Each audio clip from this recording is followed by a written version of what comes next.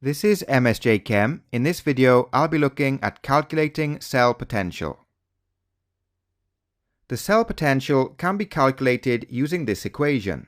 So the cell potential measured under standard conditions is equal to the standard electrode potential of the half cell that undergoes reduction minus the standard electrode potential value of the half cell that undergoes oxidation. An easy way to remember this equation is E red minus E ox. The standard electrode potential values are the reduction potentials and must be used as given in the data booklet. Standard electrode potential values are intensive quantities, therefore they are not multiplied according to the stoichiometry of the equation. Let's look at an example. Here we have a voltaic cell which is composed of a zinc half cell and a copper half cell. Below the diagram we have the shorthand notation for the voltaic cell, and we also have the values for the standard reduction potentials of the zinc half cell and the copper half cell.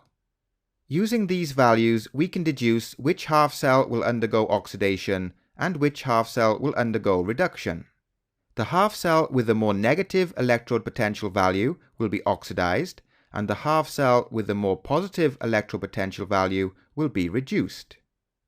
So if we look at these two values, we can see that zinc has the more negative electrode potential value and copper has the more positive electrode potential value.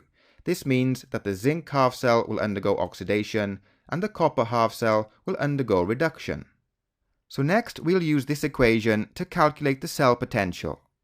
So we just saw that the copper half cell will undergo reduction and the zinc half cell will undergo oxidation. So next we input the values for the reduction potentials of the copper half cell and the zinc half cell. That gives us positive 0.34 minus negative 0.76, which gives us a cell potential of positive 1.10 volts. Let's look at one more example. Here we have the shorthand notation for a voltaic cell composed of a magnesium half cell and an iron half cell. And here we have the values for the standard reduction potentials as found in the data booklet. From these values we can see that the magnesium half cell has the more negative value for the reduction potential and the iron half cell has the more positive value for the reduction potential. Once again we'll use this equation to calculate the cell potential. The iron half cell will undergo reduction and the magnesium half cell will undergo oxidation. So when we input the values we get negative 0.45 minus negative 2.37. This gives us a cell potential of positive 1.92 volts.